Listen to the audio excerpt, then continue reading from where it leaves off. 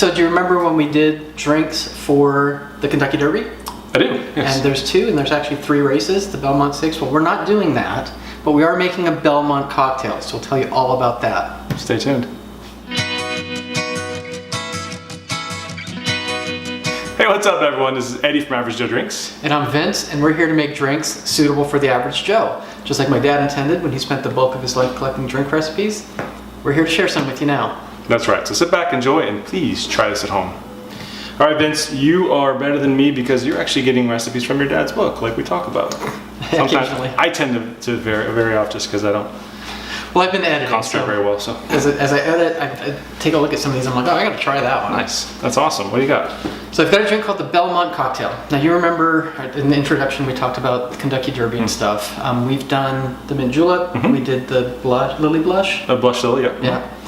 And the Belmont, just like they got an official cocktail just recently. It's called the Belmont Jewel. This is not that. This is actually a drink from the 1930s. It's been around for a super long time. There's a lot of variations of it. It just sounded good. It's super easy, so I'm going to go ahead and put that together. Gin. Eddie's a big fan of gin now, ever since the one time I made a decent gin drink. And I will not say it's refreshing. Because this may not. Even if it is, I'm not going to say it. So. Super easy drink. We've got 3 ingredients. We've got gin, we've got raspberry syrup, and cream. Okay, so again, we haven't really gone into the whole shaking gin versus stirring gin, but because this is a drink from the 1930s, we're just going to try to stay true to the original cocktail. I've got a whole bunch of variations of it, but they're all the same ingredients. It's just a matter of proportions. Yeah, and you don't have any citrus in there, so it makes sense to not have to actually shake it. All right. So 3 tablespoons of gin per drink. I've got 1.5 tablespoons of cream per drink. And I've got 1 teaspoon of raspberry syrup per drink. And that is as simple as it gets. And it's interesting to me that this one didn't make the cut when they were trying to figure out what drink they're going to use at Belmont. So maybe in the future, like maybe this year when it comes up to Kentucky Derby time, we'll do a Belmont Jewel for you. Maybe. Does it have gin in it? You know, I have no idea. I just know this isn't it. We'll have to do that research. I don't know if you noticed, but there was ice water in these while I was talking before. There's not now. It's Eddie's trick on how to get your glasses cool. It's actually yeah, we're chilling it. So yeah, look, don't just put ice in there. Put water in there too, because it actually chills more the glass.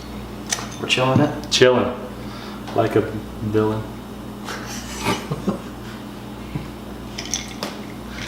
Now you'll notice the theme for the next couple of episodes.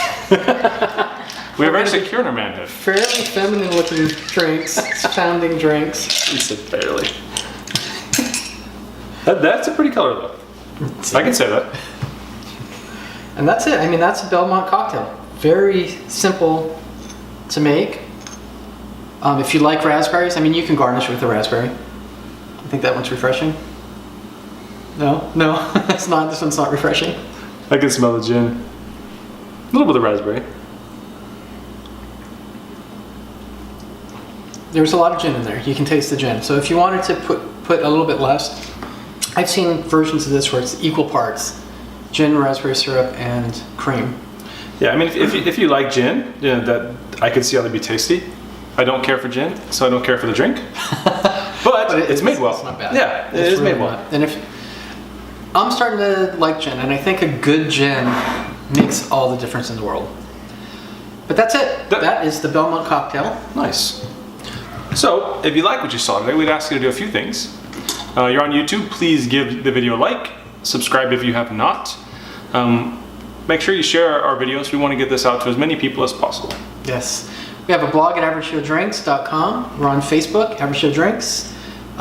We tweet and Instagram on an irregular basis, but we're going to try to improve on that. I think I'm going to start trying to drive some traffic to us through Instagram. So, Average Joe Drinks there.